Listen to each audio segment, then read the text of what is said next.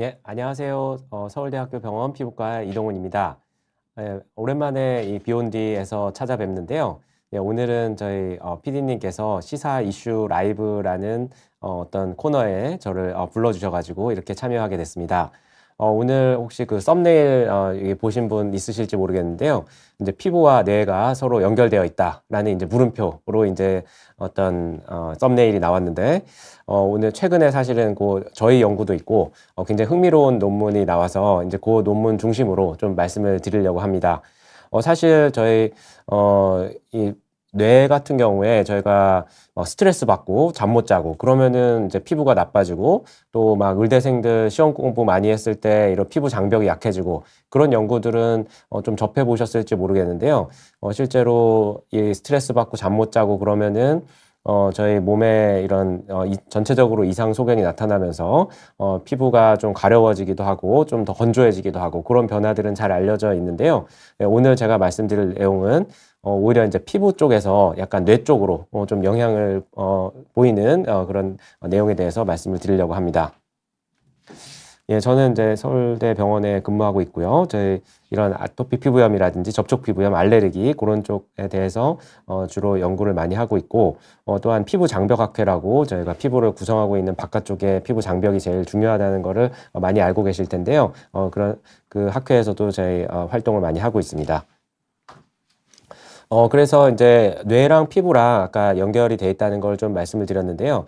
물론 뇌에서 여러 가지 호르몬이 나와서 피부에 영향을 주기도 하지만, 피부 자체가 인체에서 가장 큰 기관이 되겠죠. 근데 예전에는 뭐 정말 이제 단순한 보호막 정도라고 이제 생각을 했었는데, 실제로 최근 수십 년 동안 이제 연구를 통해서 이러한 피부 안에서 이런 피부 세포들이 각각의 어떤 호르몬을 내기도 하고 신경 전달 물질을 내기도 하는 것이 이제 잘 알려져 왔습니다.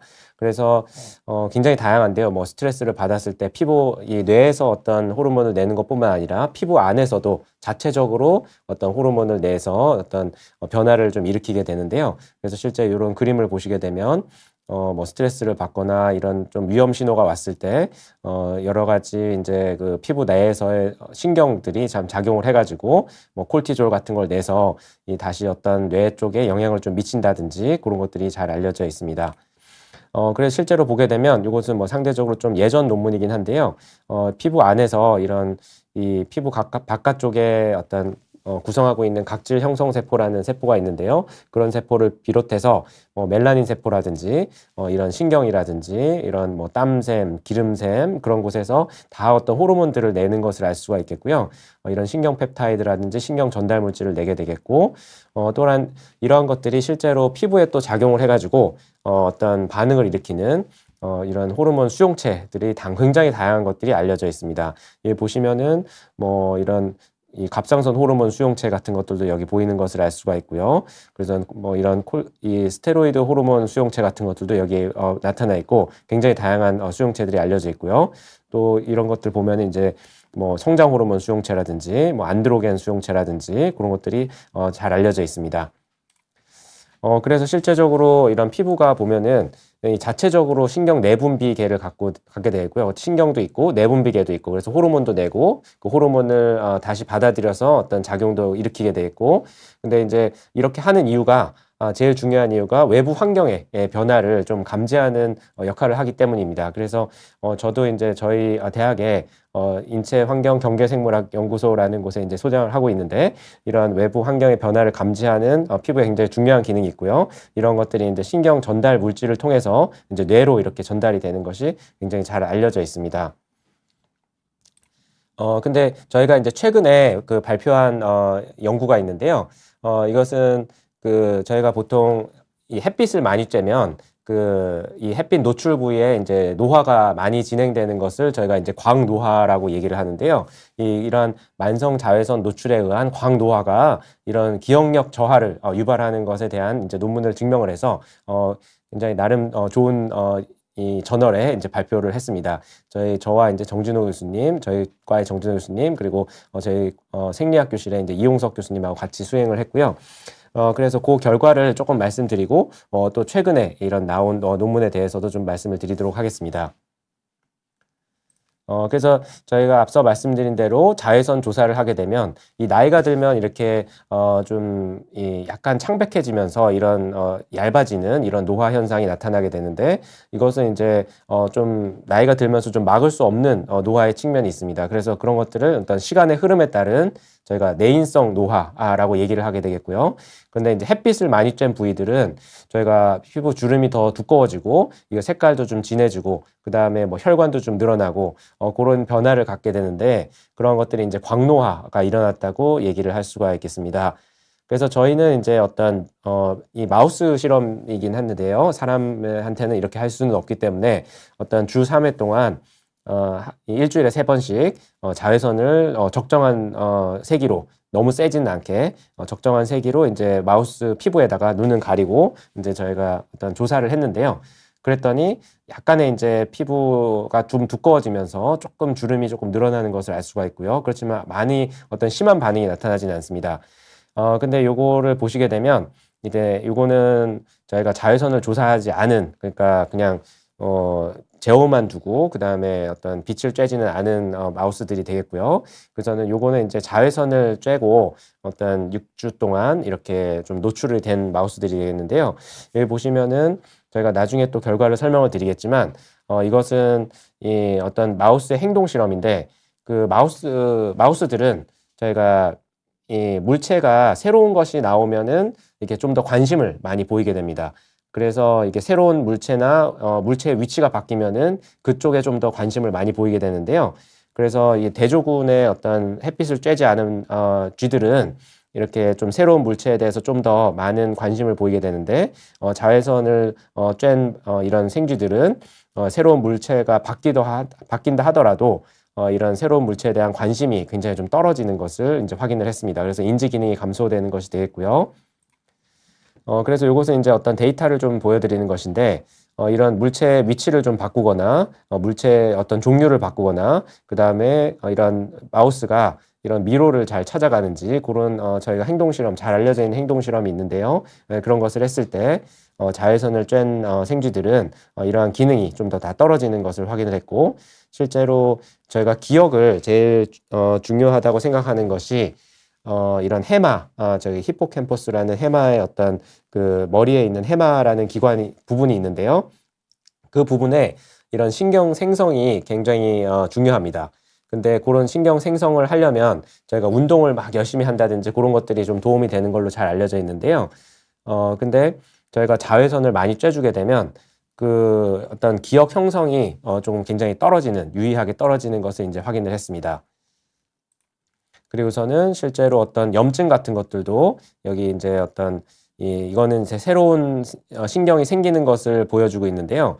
이런 자외선을 쬐지 않은 군에서는 이렇게 해마 부분에 신경 생성이 이렇게 빨간색으로 이렇게 막 나오는 것을 알 수가 있는데 자외선을 쬐는 군에서는 이러한 신경 생성이 잘 안 되는 것을 아실 수가 있겠습니다.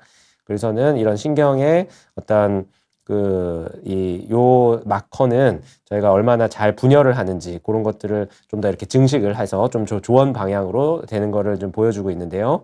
근데 이런 것들도 자외선을 쬐준 부분에는 잘 나타나지 않는 것을 이제 유의하게 차이가 나는 것을 확인을 했습니다. 그래서 저희가 해마의 어떤 신경 생성이 감소하는 것을 확인을 했고요. 근데 이제 이런 것들이 왜 그렇게 생기는지를 저희가 이제 연구를 했는데요. 그래서 이제 다양한 어떤 신경 전달 물질을 확인을 했더니 저희가 혹시 도파민이라고 들어보셨는지 모르겠는데요. 도파민은 이제 뇌에서 만들어지는 중요한 신경 전달 물질이고, 그다음에 뭐 즐겁다든지 보상, 뭐 동기부여, 그다음에 기억력이랑 관련된 걸로 돼 있습니다. 그런데 이거는 균형이 굉장히 중요합니다. 이게 많아도 안 좋고 적어도 안 좋은데 자외선을 조사를 하게 되면 이 도파민이 굉장히 피부에서도 많아지고 이런 혈중에서도 많아지고 그래서 이런 변화를 저희가 이제 발견을 했고요. 그래서 저희가 도파민을 좀 작용을 못하게 이렇게 어떤 약물을 써가지고 조절을 했더니 이러한 이 자외선에 의한 기억력 저하가 다시 이렇게 돌아오는 것을 확인을 했습니다. 그래서 이 행동 실험에서도 돌아오고 이런 저희가 어떤 해마의 어떤 신경 전달 같은 것도 이제 다시 회복되는 것을 확인을 했고요. 그래서 저희가 밝힌 것은 자외선을 많이 쬐주고 이런 피부 노화가 됐을 때 이런 피부 노화뿐만 아니라 저희가 그것이 실제로 머리 쪽에 기억력을 좀 떨어뜨리고 행동도 좀 변화를 어떤 기억에 해당되는 행동을 좀 변화시키고 그리고 실제로 이런 것들이 이제 도파민에 의한 것이기 때문에 이런 균형이 굉장히 중요하고 물론 예방이 제일 중요합니다. 예방은 햇빛을 많이 쬐는 것 자체가 어떤 이러한 변화들을 일으키기 때문에 자외선 차단하는 거 굉장히 중요하고요. 선크림 잘 바르시고 가능하면 이제 어떤 넓은 이런 챙에 모자를 쓰신다든지 가리신다든지 그런 것들이 굉장히 중요하고요.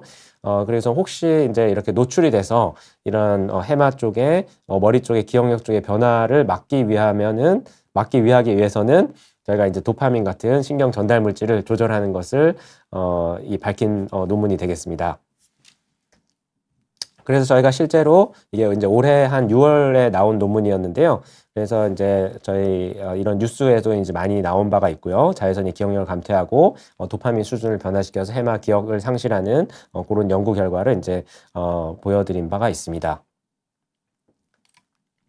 예, 그 다음에 또 아주 최근에 나온 논문인데요.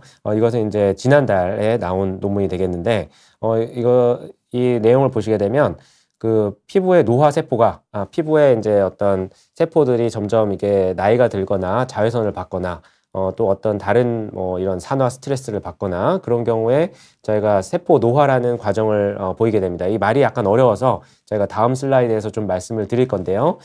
근데 이런 것이 어떤 피부 노화뿐만 아니라 이런 전신적인 기능 저하와 인지 능력 감소를 유발한다는 것이 이제 최근에 다른 그룹 메이오 대학에서 이제 발표를 했습니다. 그래서 그 내용을 조금 어떤 결과 위주로 조금 말씀을 드리도록 하겠습니다. 그래서 노화세포라는 것은 저희가 이 나이가 들거나 아까 여러 가지 자극을 받게 되면 세포 자체가 어떤 나이 든 모양으로 좀 바뀌게 되는데요. 좀 약간 커지기도 하고 약간 납작해지기도 하고 그런 특징 중에 하나가 약간 뭐 이런 요 민트색으로 나와 있는 그런 것들이 이제 좀 증가를 한다든지 그리고서는 뭐 이런 여러 가지 물질들을 주변으로 이렇게 내게 됩니다. 그래서 더 이상 분열하지 않고 염증 물질을 분비하는 세포라고 이제 생각을 하시면 될 것 같고요. 근데 나이가 들수록 이런 우리 몸에 축적이 되겠고 그리고 이것이 또 나쁜 것 중에 하나가 이런 주변에 다른 물질들을 내면서 염증 물질들을 내면서 주변 세포들을 이제 더 노화를 시키게 되는 그런 작용을 갖게 되겠습니다. 그리고 또한 이런 면역, 이런 게를 좀, 더 활성화를 시켜가지고 염증을 좀 만든다든지 그런 역할도 이제 알려져 있습니다. 예, 근데 이 논문에서 좀 흥미로운 것은, 젊은 쥐에, 이것도 이제 어떤 마우스 실험이 되겠는데요. 젊은 쥐의 피부에다가, 이런 그 방사선을 쬐줘가지고, 세포를 노화를 시켰고요. 그래서 방사선을 쬐주고 노화된 세포를 젊은 쥐의 피부에다가 이렇게 찔러서 이식을 했습니다. 그래서는 5개월 후에 어떤 변화가 나타나는지를 확인을 했는데요. 그래서 요 왼쪽에 보이는 것은 이게 어떤 이 노화가 되지 않은 세포를 이렇게 찔러 준 것이 되겠고요. 이 오른쪽에 어떤 그림은 노화된 세포를 이렇게 마우스에다가 찔러 준 것이 되겠습니다. 그렇게 봤더니 이 노화된 세포를 찔러준 부분에서는 이런 피하 지방도 좀 줄어드는 것을 확인을 했고요. 그다음에 이 그래프에서는 이 그림에서는 나와 있지는 않지만 염증 관련 물질이 굉장히 증가하는 것을 확인을 했습니다. 또한 좀 특이한 것이 이 주사를 여기다가 했는데요. 그래서 요 근처의 피부랑 저 멀리 떨어져 있는 피부를 이제 다 분석을 했는데 이 멀리 떨어져 있는 피부에서도 요 부분에 이제 주사를 했더니 다른 부분의 피부에서도 이런 비슷한 변화가 나타나는 것을 알 수가 있었고요. 또한 이러한 노화 마커 같은 것을 봤을 때 이런 노화 세포를 주사를 한 부분에서 이렇게 노화 마커가 증가를 하고 그 외에 좀 떨어져 있는 부분에서도 이렇게 증가한 것을 확인을 했습니다. 예, 근데 이 다음부터 굉장히 흥미로운 내용이 있는데요. 이렇게 노화된 세포를 이식을 하고 5개월 후에 근육과 뼈의 변화를 봤습니다. 그랬더니 굉장히 좀 흥미롭게도 이런 피부에 어떤 노화 세포를 이식을 했는데 근력이 감소를 하고 균형 감각도 저하가 되겠고 이것은 이제 어떤 행동 실험 중에 하나가 이 회전하는 봉 위에서 균형을 잡고 머무르는 시간을 이제 측정을 했는데요. 이제 빨리 떨어지면 이제 균형을 빨리 못 잡는 것이 되겠죠. 그런 것들이 이제 노화 세포를 피부에 주사를 했더니 이런 이 균형 감각이 떨어지는 것을 알 수가 있겠고, 그다음에 수직 막대를 따라서 이제 내려오는데 걸리는 시간을 재는 것이 이제 요 테스트가 되겠는데요. 이것도 이제 균형을 못 잡기 때문에 그리고 이런 잡는 힘이라든지 저희가 노쇠도라든지 그런 것들을 이제 측정을 할 수가 있는데요. 그것도 이제 유의하게 이런 노쇠도가 증가하고 여기 그림에서는 보여드리지 않지만 저희가 뼈 밀도 같은 것도 이제 감소하는 것을 확인을 했습니다. 그리고 또한 이제 저희 연구랑 이제 조금 비슷한 느낌이 있는데요. 제가 5개월 후에 뇌 기능의 변화를 봤습니다. 그랬더니 이것은 이제 어떤 노화 마커들인데요. 이 노화 세포를 피부에 주사를 했더니 그 뇌 쪽에 이런 노화 마커들이 증가를 하는 것을 확인을 했고요. 또한 염증도 이제 증가를 했고, 네, 죄송합니다. 그다음에 저희가 어떤 미로 찾기, 아까 말씀드렸던 그런 것들 했더니 미로 찾기 능력도 이제 저하가 되겠고, 그다음에 기억력 테스트도 저하가 되고, 그다음에 이것은 이제 어떤 염증 마커를 이제 본 것이 되겠는데요. 염증도 이런 피부에다가 노화 세포를 이식을 했더니 뇌 쪽에 이런 염증이 증가하는 것을 확인을 했습니다. 그래서 이 논문의 이 연구의 결론으로는 피부 노화가 어떤 전신 노화에 영향을 미칠 수 있다. 그래서 어떤 피부가 노화된 세포가 많아졌을 때 이런 뼈라든지 근육이라든지 이런 이 뇌 쪽에 어떤 영향을 미칠 수 있다는 것을 입증을 했고요. 그래서 피부 노화가 단순히 어떤 외모의 문제가 아니라 전신 건강에 영향을 미칠 수 있고, 또한 어떤 피부 관리가 전신 건강 관리의 시작이라는 것을 이제 시사한다고 생각하실 수가 있겠습니다. 예, 사실 이러한 연구들은 예전에도 조금 이러한 가능성을 조금 보여주고 있었는데요. 요것은 이제 작년에 나온 연구가 되겠는데, 실제로 요새 이제 환절기 되고 겨울철이 되면 이제 특히 연세가 좀 드신 분들은 굉장히 좀 건조 피부염을 많이 보이게 되는데요. 그런 경우에 저희가 이제 만성적인 경미한 염증 상태를 좀 보인다고 생각을 하고 있습니다. 근데 이렇게 낮은 정도의 염증이 계속 지속이 되면 저희가 사실은 여러 가지 성인병들, 뭐 당뇨라든지 비만이라든지 이런 대사질환들 그런 거랑 좀 연관이 돼 있다고 생각을 하고요. 저희가 그런 것들을 이제 어떤 염증 노화라고 이제 따로 얘기를 하기도 하겠습니다. 근데 이 연구에서 밝힌 것은 이 피부의 가장 바깥쪽에 있는 것이 이 각질층이라고 하는 부분인데요. 그 각질층에 수분이 부족해지면 이것이 어떤 전신 염증과 관련이 있다는 것을 이제 보고를 했습니다. 그래서 피부 수분이 낮을수록 그러니까 보습이 안 되고 건조한 것이 되겠죠. 그런 경우에 어떤 혈액 내에 염증 물질이 증가하는 경향을 이제 보인 연구가 되겠습니다. 그래서 보시면은 이거는 이제 표를 가져왔는데요. 한 250명 정도를 이제 대상으로 했고, 한 77세 정도의 이제 연세가 드신 분들 이제 대상으로 했고요. 결과를 봤더니 저희가 좀 자세한 내용을 요약해서 말씀을 드리면 여성이 이제 남성보다 이제 피부 수분도가 전반적으로 좀 더 낮고, 근데 피부 수분도가 낮을수록 혈액 내에 이런 다양한 염증 물질들이 증가하는 경향을 이제 보인 것을 확인을 했고, 특히 여성에서 이러한 관계가 좀 더 뚜렷하다는 것을 이제 보인 연구가 되겠습니다. 예, 그러면은 어떤 이런 것들을 바탕으로 해서 사실은 이제 그 낮은 정도의 염증이 계속 지속되는 그것을 저희가 이제 염증 노화라고 얘기를 하게 되는데요.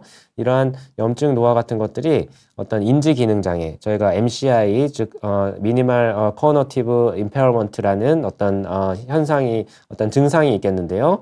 그런 것과 이제 관련이 돼 있다. 이제 그런 보고들이 또 발표가 된 바가 있습니다. 이것은 이제 재작년에 22년도에 이제 발표된 리뷰 논문이 되겠는데요. 저희가 인지 기능 장애라 함은 아마 요 비욘디 어떤 방송을 보시면은 그런 부분에 대해서 이제 많은 내용이 나올 거로 생각이 되는데요. 기억력이나 집중력, 판단력의 저하가 되겠고요. 그리고 어떤 71세 이상의 어떤 미국인의 한 22%, 한 4분의 1 정도가, 4분의 1에서 5분의 1 정도가 경험하는 굉장히 흔한 증상이 되겠습니다. 그런데 저희가 치매라든지 알츠하이머, 그래 이제 전조 증상이 될 수 있다고 생각을 하고요. 근데 이것이 이제 아무래도 이 전 단계고 이제 어떤 이 중에서 한 5분의 1 정도가 어떤 치매 쪽으로 이제 가는 가능성이 좀 있다고 생각을 하기 때문에 그런 것들을 조기에 발견하고 어떤 조절하고 그러는 것이 굉장히 어떤 최근에 중요한 어떤 의학적인 보건적인 관점이 되겠습니다. 근데 이러한 것이 이제 나이가 들수록 이런 인지기능 장애가 증가를 하게 되는데요. 위험 요인은 굉장히 다양합니다. 이 나이가 드시는 거, 그다음에 교육이라든지 지역, 인종. 근데 사실 이런 것들 앞쪽의 거는 좀 바꾸기가 좀 어려운 것들이 되겠고요. 근데 저희가 만성 질환, 어떤 심혈관 질환이라든지 당뇨병 같은 이제 만성 질환이 있으면 이런 인지 기능 장애의 어떤 가능성이 좀 더 올라간다고 생각을 하고 있습니다. 근데 이런 것들은 저희가 이제 잘 조절하면 좀 적절히 이런 영향을 좀 줄일 수 있는 것들이 되겠죠. 근데 또한 어떤 흥미로운 것은 그 건선이라든지 아토피 피부염이라는 굉장히 어떤 만성 이 피부 질환이 있는데요. 피부 염증 질환이 있는데 그 중에서 한 44% 정도가 어떤 경도 인지 장애를 이제 경험한다는 보고가 있고요. 그다음에 또 경우에 따라서는 이제 58% 정도가 인지 기능 저하를 경험한다는 이런 보고들이 있습니다. 그래서 저희가 이것은 이제 그 논문에서 나온 표가 되겠는데요. 다소 복잡하긴 한데 좀 천천히 좀 말씀을 드리겠습니다. 그래서 그 나이가 드시게 되면 보통 이제 피부의 콜레스테롤을 비롯해서 피부의 지질이 좀 떨어지게 됩니다. 그래서 피부가 굉장히 건조해지고 어떤 좀 마른 상태가 되겠는데요. 실제로 어떤 보고를 보게 되면 이런 65세 이상의 노인분의 이제 96% 정도, 거의 대부분이죠. 건조한 피부를 경험하게 되시겠고, 그다음에 60세 이상 노인분의 이제 20%, 5분의 1, 5명 중에 1명에서 이제 가려움증을 경험을 하게 됩니다.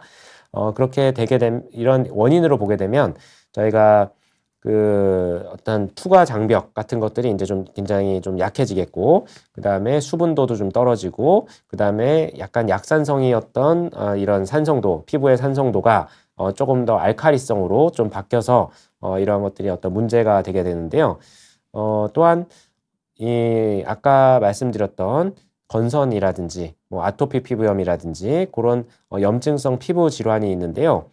그러한 것들이 실제로 여러 가지 염증성 물질들을 내면서 그것이 이제 피부에만 머무르는 것이 아니라 이제 몸 안에 혈액 안에 이제 순환이 되게 되겠고요. 그 중에 일부는 저희가 어떤 혈뇌 장벽이라고 하는 저희가 그 뇌랑 그다음에 뇌랑 그 혈액을 조금 이렇게 구분을 하는 장벽이 있는데요. 그 장벽을 좀 통과를 한다고 생각을 합니다. 그래서 그런 것들이 실제로 뇌 안에 어떤 염증을 좀 올릴 수 있다고 생각을 해서 이런 것들이 아까 말씀드렸듯이 결국에는 인지 기능에 좀 영향을 미칠 수 있다고 생각을 하고 있습니다. 그러면은 이것을 이제 어떻게 막을 수 있을 것이냐, 그런 것이 굉장히 어떤 관심도 많으시고 이제 중요한 관점이 되겠는데요.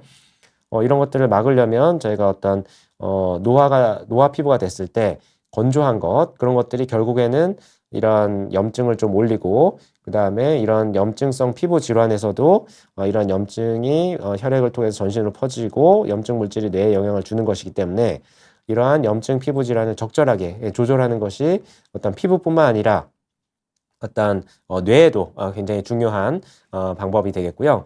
그래서 앞서 말씀드린 거와 조금 비슷한 내용인데요. 적절한 피부 보습 굉장히 중요하고요. 그다음에 피부염이 있었을 때 조기 발견하고 치료하는 것, 그래서 피부 건강 관리가 굉장히 중요하다는 것을 아실 수가 있겠습니다. 그러면은 저희가 실제로 사실 이런 일련의 논문들을 저희가 비슷한 그룹에서 지금 계속 발표를 하고 있는데요.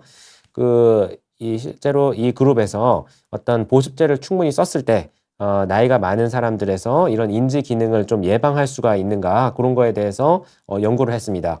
그래서 한 200명 정도, 비교적 많은 숫자인데요. 3년 동안 이제 연구를 진행을 했고요. 이런 실험군에서는 매일 2번 정도 이제 보습제를 도포를 했고, 대조군에서는 보습제를 사용하지를 않았습니다. 근데 내용을 보시면, 이게 어떤 얼마나 나빠지는가에 대한 이 기준이 되겠는데요. 그래서 이게 높을수록 이제 더 나빠지는 것이 되겠습니다. 한 3년 정도 연구를 했는데요.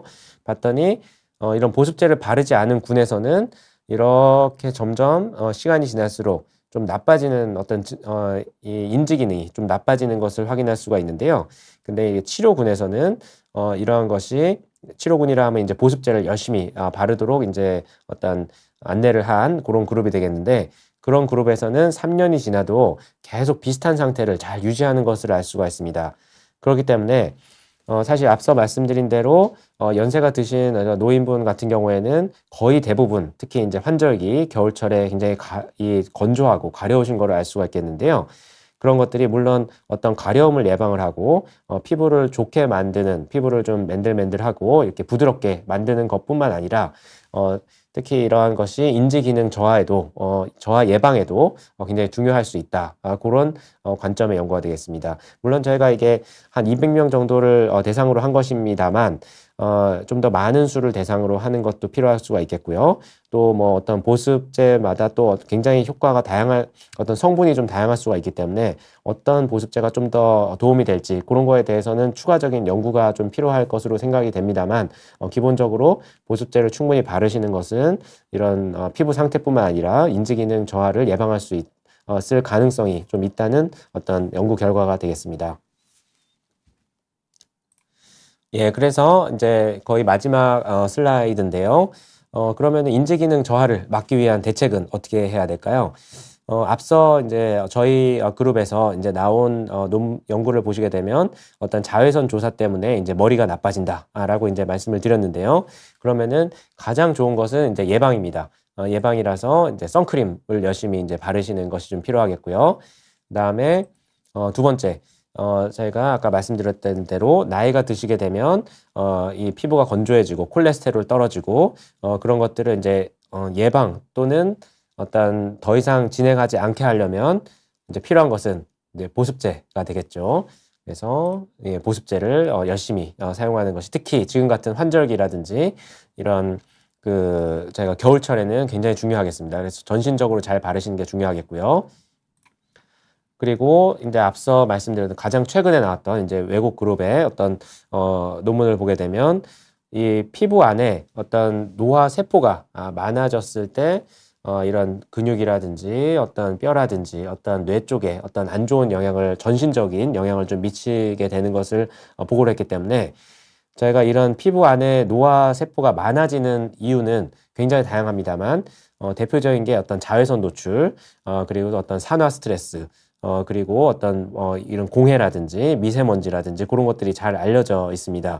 그래서 저희가 노화세포 예방하거나 제거하는 다양한 방법들이 있을 수가 있겠는데요. 기본적으로 어떤 이 먹는 거라든지 이런 미네랄, 비타민, 이런 피토케미칼, 프로바이오틱스, 이런 지방산들 그런 것들 중에서도 이러한 어떤 이 산화 스트레스를 좀 줄인 안티옥시던트, 그런 항산화제 효과를 통해서 이러한 세포 노화를 조금 줄일 수 있다거나 그런 물질들이 좀 보고가 돼 있고요. 또한 염증 노화 같은 것들을 좀 줄인다든지, 아까 이런 노화세포가 내는 여러 나쁜 물질들을 좀 줄인다든지, 그런 것들이 이제 어떤 마우스 실험이라든지 사람 연구에서 좀 보고된 성분들이 있습니다. 그래서 그러한 성분들을 사용을 해서 조금 노화세포를 예방하거나 조금 줄일 수 있다고 생각을 하고 되겠고요. 또한 일부 어떤 약제들을 보게 되면 아직은 이게 어떤 상용화가 돼 있거나 그런 것은 아닙니다만 이건 저희 그룹에서 이제 발표한 논문이 되겠는데요. 이제 마우스 연구가 되긴 하겠습니다. 그래서 마우스가 한 2년 정도 되면 사실은 이제 사람에서 한 70대 정도의 어떤 노화 상태가 되는데요. 그 경우에 어떤 노화세포를 제거하는 것으로 알려져 있는 이러한 물질들을 주게 되면 이제 노화세포가 줄어드는 것을 이제 확인을 한 바가 있습니다. 근데 아직은 이런 이런 약들은 어떤 이 항암제 같은 걸로 이제 사용되는 약들이 대부분이라서 실제로 어떤 화장품이라든지 그런 걸로 활용하기는 좀 어렵고, 그다음에 그거를 이제 어떤 이 노화 방지 목적으로 드시는 것도 추천을 당연히 하지는 않습니다. 그것은 저희가 그와 비슷한 효과를 보이는 다른 물질을 찾아야 될 필요가 있게 되겠고요. 그래서 또한 마지막으로 저희가 어떤 피부과적인 시술 같은 것들, 그런 것들도 이 연구에서는 저희가 어떤 고주파 이런 시술을 했을 때 그런 것들이 이제 어떤 이 노화세포가 좀 줄어드는 것을 좀 확인을 한 연구도 있어서 그러한 시술 같은 것들도 노화세포를 좀 줄이거나 그런 데 좀 도움이 될 수가 있겠습니다. 그래서 이번에는 그 시사 이슈 라이브로 해서 이제 어떤 이 피부에서 어떤 시작된 염증이라든지 어떤 물질들이 어떤 뇌에 영향을 주고 전신 건강에 좀 영향을 주는 그런 다양한 최근의 연구들에 대해서 좀 말씀을 드렸고요. 사실 이런 연구들이 굉장히 최근에 이 어떤 주목을 많이 받고 있고 이런 것들은 어떤 피부의 어떤 관점에서 좀 조절하는 것이 어떤 전신 건강을 조절할 수 있다는 연구들이 많이 되고 있습니다. 저희도 이제 그런 연구를 이제 많이 하는 그룹이 되겠고요. 예, 그래서 저희 연구 포함해서 오늘 좀 정리해서 말씀을 드렸고 그러면은 이제 한 30분 정도 됐으니까 저희가 일단 마치고 이제 질문을 받도록 하겠습니다. 네. 그러면은 네. 그러면은 질문을 이쪽에서 물어보신 분들이 많이 있으신데요. 네, 잠시만요. 요새 사실 날씨가 갑자기 추워져가지고 제가 약간 기침을 좀 해서 물 한 잔만 마시고 가겠습니다. 잠시만요.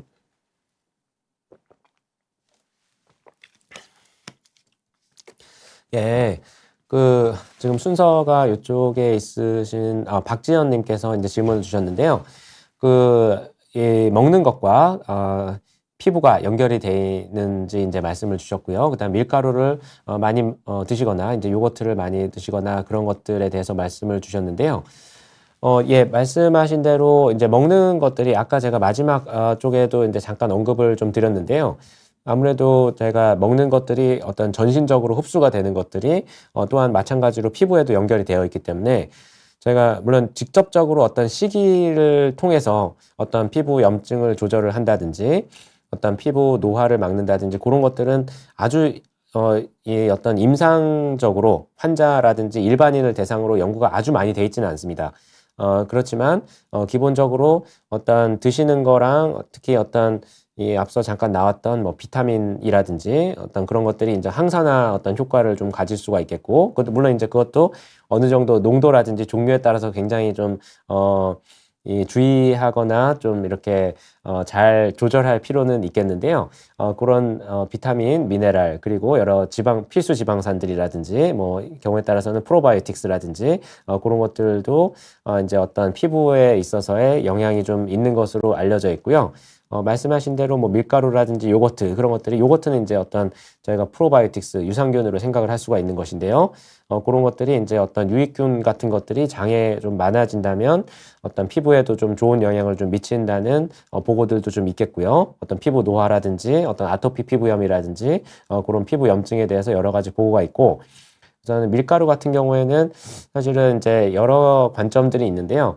기본적으로 뭐 아토피 같은 경우에 뭐 밀가루를 피해야 된다든지 그런 이제 관점에서 보면은 저희가 기본적으로는 이 아토피 피부염에서 어떤 이 음식 알레르기가 없는 그런 음식들을 피하실 필요는 없겠습니다. 그래서 뭐 예를 들어서 뭐 아토피 피부염이 있는 어린 아이에서 뭐 밀가루를 안 먹어야 된다든지 뭐 돼지고기를 안 먹어야 된다든지 그런 이제 하시는 분들이 있는데 실제로 어떤 음식에 어떤 검사를 통해서와 그리고 어떤 실제로 안 드시다가 드셨을 때 어떤 알레르기가 나오고 가렵거나 불편한 경우가 아니라면 저희가 그런 음식들을 특별히 제한할 필요는 없다고 생각을 하고 있습니다. 그래서 영양 부족이 또 될 수가 있기 때문에 그런 것들은 굉장히 어떤 알레르기 피부 질환 조절에 굉장히 중요한 것들이 되겠고요.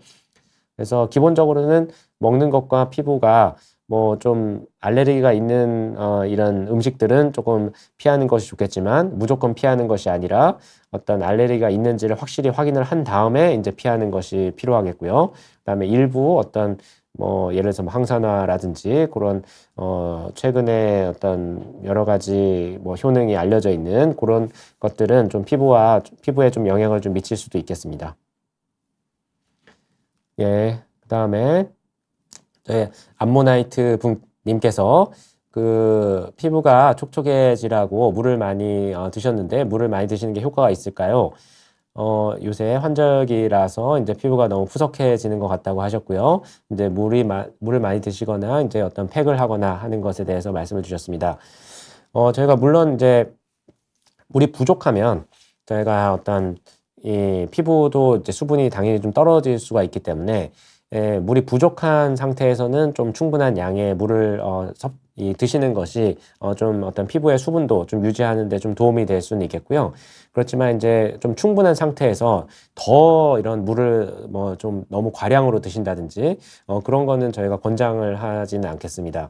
그래서 기본적으로는 저희가 어떤 피부가 촉촉해지는 것은 피부 바깥쪽에 어떤 이 각질층의 문제가 제 맨 바깥층에 있는 어떤 층에 문제가 생기는 것이거든요. 그렇기 때문에 피부가 건조해질 때는 밖에서 어떤 보습제를 충분히 바르시는 것이 도움이 되겠고요. 그래서 뭐 굉장히 다양한 보습제가 있습니다. 그래서 뭐 이런 덮어만 주는 어떤 밀폐제, 어떤 뭐 오일이라든지 바세린이라든지 그런 종류도 있겠고, 아니면 안쪽에 어떤 수분을 계속 공급해 줄 수 있는 보습제 같은 것들도 있는데요.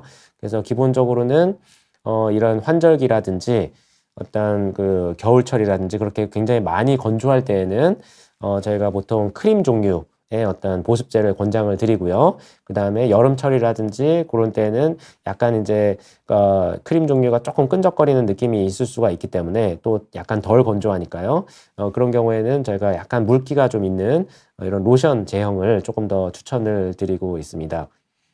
네, 그렇게 말씀을 드렸고요. 그래서 기본적으로는 뭐 물 많이 드시는 것보단 저희가 피부에 보습제를 충분히 바르시는 것을 권장을 드립니다. 예, 그리고 저희가 해피라이프님께서 이제 질문을 주셨는데요. 그 햇빛을 많이 받고 걸으면 피부에 좋은가요? 아니면 선크림을 발라야만 할까요? 예, 이것은 제가 확실하게 말씀을 드릴 수가 있는데 그 선크림을 바르셔야 되겠고요. 그래서 햇빛을 제가 어떤 받는 거에는 물론 좋은 점도 있습니다. 약간 어떤 기분 장애가 있을 때 기분이 좀 좋아지는 거에 어떤 처방으로 사용이 되기도 하고, 또 경우에 따라서는 뭐 예전 논문을 보게 되면 뭐 엔돌핀 같은 게 나와서 어떤 이 기분이 좀 좋아진다, 이제 그런 측면도 있는데요. 근데 그거 이외에 또 많이들 생각하시는 것이 그 햇빛 자외선 B가 어떤 피부에 닿게 되면 여기 어떤 비타민 D의 전구체가 어떤 비타민 D의 합성을 좀 촉진을 하게 되는데요. 그래서 이제 햇빛을 많이 보지 못하면 비타민 D가 좀 떨어져 있고, 햇빛을 좀 받게 되면 이제 비타민 D가 어떤 좀 충분한 정도로 좀 올라가게 될 수도 있겠습니다.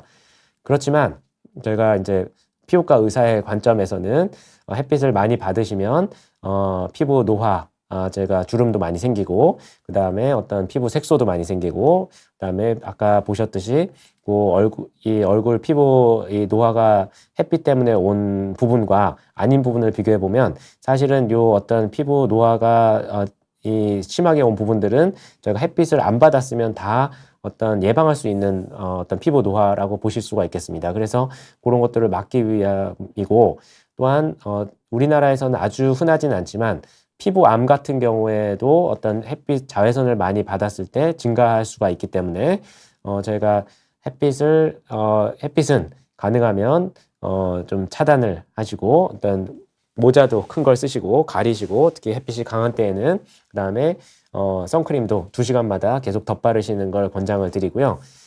비타민 D가 혹시라도 좀 떨어져 있으시다면 비타민 D가 많이 들어있는 음식을 드시거나 아니면 비타민 D 보충제를 활용하실 것을 권장을 드립니다. 예, 그다음에 크리스마스 선물님께서 이제 말씀을 주셨는데요.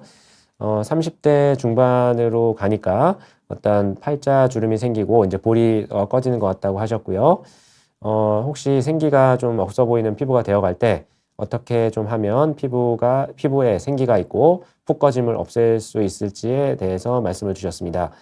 예, 말씀하신 대로 이제 그 나이가 좀 드시게 되면 일반적으로 어떤 주름, 저희가 이런 근육 때문에 생기는 주름도 있고요. 미간 주름이라든지 이런 눈가의 주름도 있겠고, 그 다음에 그거 이외에 어떤 중력 때문에 생기거나 이런 지방이 줄어들어서 생기는 어떤 이 노화 현상이 나타나게 됩니다. 그 대표적인 것이 이제 팔자 주름이라든지 볼이 꺼진다든지 그런 것들이 좀 나타나게 되는데요.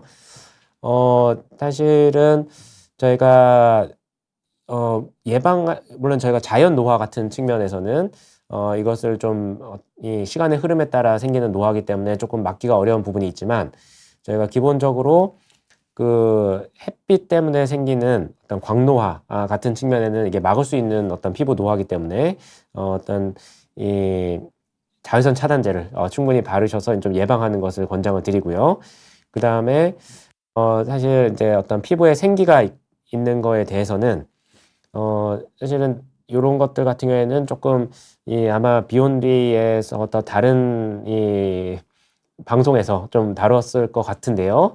어떤 비타민 A 크림을 대표적으로 해서 그러한 최근에 나와 있는 어떤 뭐 항산화제라든지 비타민 A 계열의 어떤 화장품 같은 것들을 좀 활용을 하시면 굉장히 좀 증명이 돼 있는 그런 화장품 계열들이 있습니다. 그래서 그런 것들을 활용을 하시면 어떤 피부의 생기라든지 그런 것들을 좀 좋아지게 하실 수 있을 거로 생각이 되고요.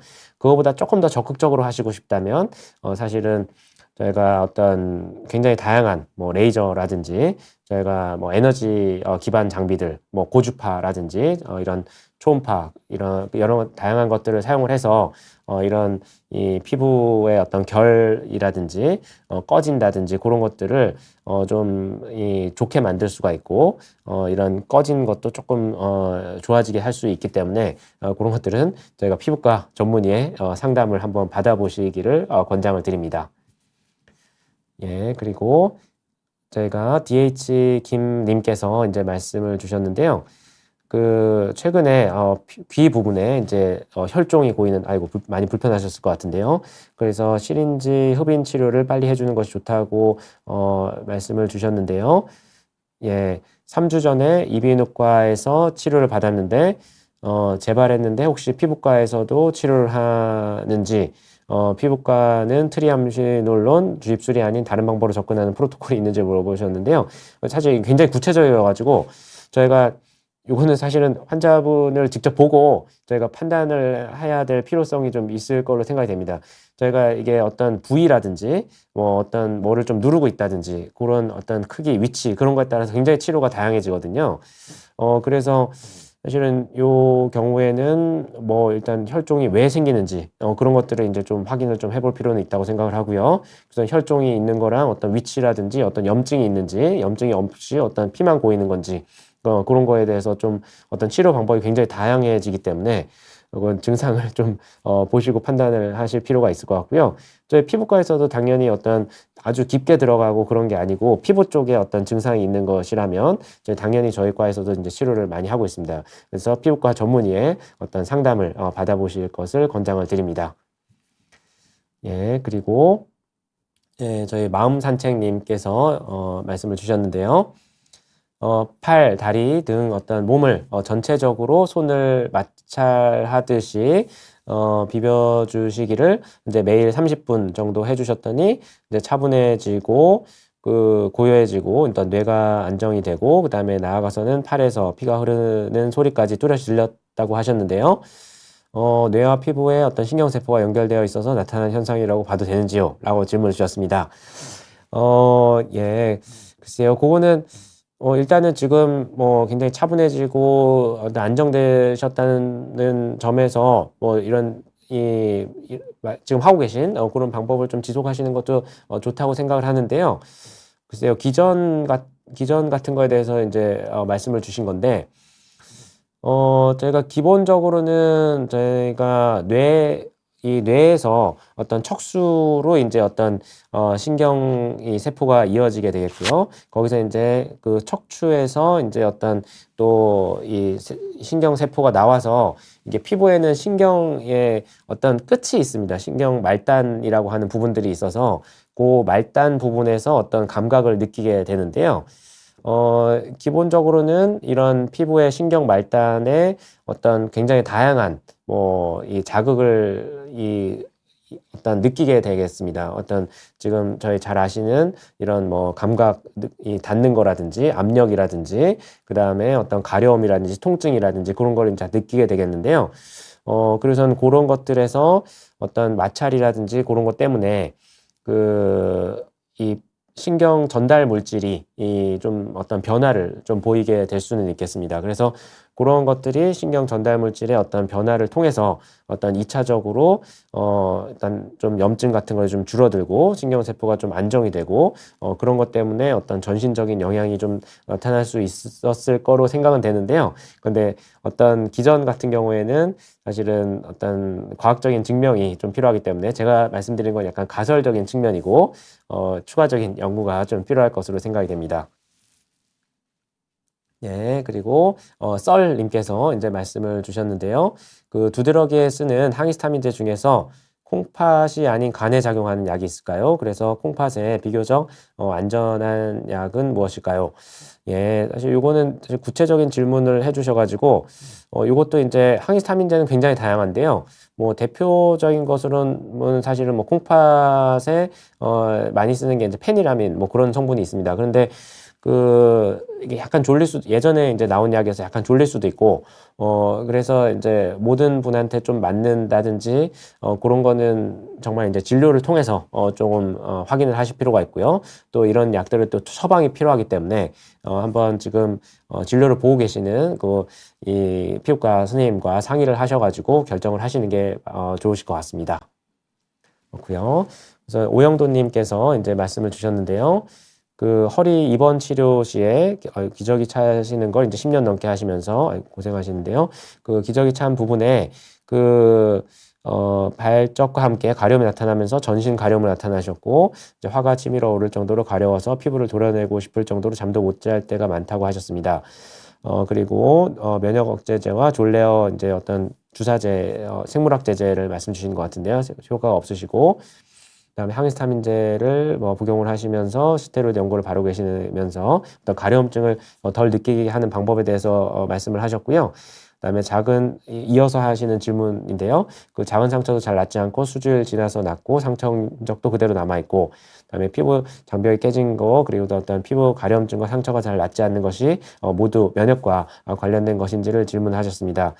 사실은 이런 저희가 이 개별적인 그 어떤 환자분의 어떤 이 증상과 관련해서는 사실 굉장히 다양한 어떤 증상의 부위라든지 그래서 정상의 정도 그런 것들을 좀 파악할 필요는 있는데요.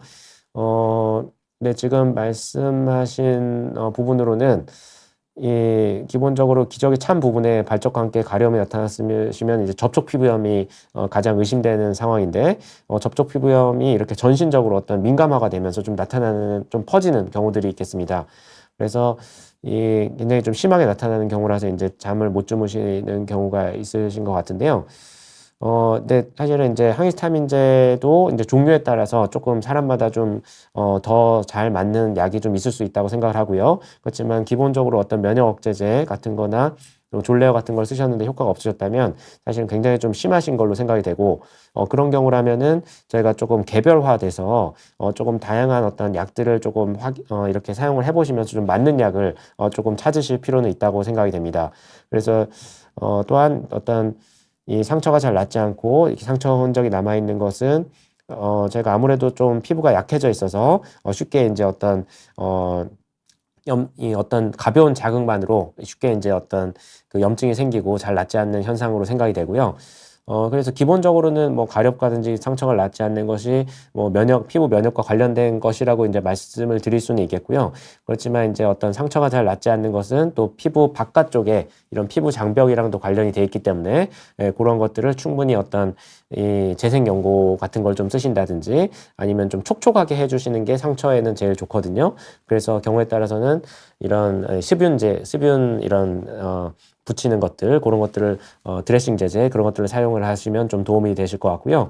가려움증 관련해서는 뭐 최근에 뭐 졸레어 말고도 이제 다른 생물학 제제 같은 것들을 좀 활용하시는 방법도 있겠는데, 전체적인 어떤 경과는 아무래도 저희 진료를 보시는 저희 피부과 전문의 선생님하고 한번 상담을 하셔서 최적화를 하시는 거를 권장을 드립니다.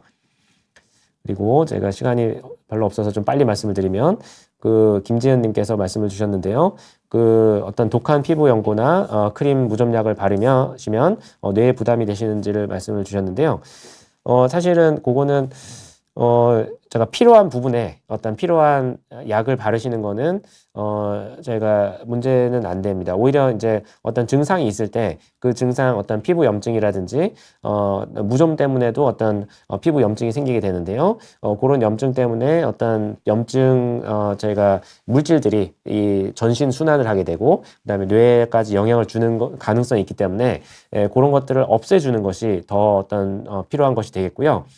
그런데 저희가 이 독하다고 하면 이제 보통 스테로이드를 이제 생각을 하시게 되는데 그 스테로이드도 등급이 있거든요. 등급이 있어서 저희가 적절한 부위에 적절한 세기를 사용하는 것은 이제 문제가 없겠고, 그래서 물론 이제 그런 연고로 안 되시는 경우도 있거든요. 그런 경우에는 저희가 이제 먹는 약이나 전신 제제를 사용을 하거나 그런 것들을 권장을 드립니다. 그래서 그런 것들도 한번 저희가 경과를 보시면서 효과가 만약에 좀 어느 정도 있는데 좀 적다 그러면은 저희가 그 약을 좀 변경을 하시거나 그런 것들을 권장을 드립니다. 고요. 예. 그러면 그 다음에 또 계실까요? 예. 그 홍경미 님께서 저희가 말씀을 주셨는데요. 혹시라도 걱정이 되어서 이제 피부 레이저 같은 게 이제 뇌에 영향을 미쳐서 뇌 세포가 죽거나 지능이 낮아지거나 할 수도 있을까요? 라고 말씀을 주셨어요. 제가 어제 그 새벽에 좀 일찍 한 4시쯤 일어났더니 눈이 좀 갑자기 좀 깜빡이는 게 좀 불편해져서 깜빡이고 있는데요. 그다음에 걱정이 돼서 피부 레이저 같은 게 뇌에도 영향을 미쳐서 그 뇌세포가 죽거나 지능이 낮아지는데 말씀을 주셨는데요. 그럴 가능성은 없습니다. 저희가 피부 레이저라는 것은 기본적으로 일단 피부층에 어느 정도 깊이 이상을 들어가진 않습니다. 그래서는 물론 이제 그거를 이제 피부 레이저를 할 때는 여러 가지 가시광선을 비롯해서 적외선 같은 것들 그래서 나오기 때문에 그런 것들은 눈은 당연히 보호를 하셔야 되겠고요. 그래서 눈은 가리시고 시술을 받으셔야 되겠고. 근데 이제 피부 레이저가 이제 오히려 이게 물론 이제 염증이 레이저 같은 경우에는 이 일부 이런 흉터라든지 흉터 같은 걸 조금 개선하기 위해서는 자극을 준 다음에 그게 이제 다시 좀 낫는 과정에서 이제 피부 흉터를 좋아지게 할 수가 있는데 그런 것들 경우에는 약간의 일시적인 염증을 좀 올릴 수는 있겠지만 이게 뇌에 영향을 미치려면 굉장히 장기적이고 만성적인 염증의 상태가 좀 안 좋은 것이기 때문에 그런 레이저는 어떤 저희가 뇌에 영향을 미쳐서 안 좋다고 생각을 되지는 않습니다. 예, 그리고 저희가 그 김민님께서 하나 더 말씀을 드리겠습니다. 그래서 그 반대로 뇌가 건강해지면 피부도 건강해질 수 있나요? 예, 이것도 이제 말씀하신 대로 이제 맞는 말씀인데요. 이 전신적인 건강이 잘 되면 피부에 어떤 저희가 잠을 못 잔다든지, 예, 지금 잠을 못 자서 약간 그런데 그 잠을 못 잔다든지 아니면은 이 어떤 스트레스를 많이 받는지 그러면은 피부 장벽이 손상이 되고 어떤 피부 염증이 심해지는 게 잘 알려져 있습니다. 그렇기 때문에 어떤 이 평온한 상태가 되고 이게 뇌가 건강해지고 그러면은 이런 스트레스 호르몬 같은 것들이 나오지 않기 때문에 피부도 건강해지실 수가 있겠습니다. 그리고 제가 산수윤님까지 해볼까요? 그러면 저희가 남편분께서 이제 76세신데요. 그 1년 전부터 이제 백반증이 생기셔서 피부과 레이저 치료를 다니고 있는데 효과가 잘 안 보이신다고 하셨습니다. 목이랑 손등, 이제 입술 주변에 있으시고요.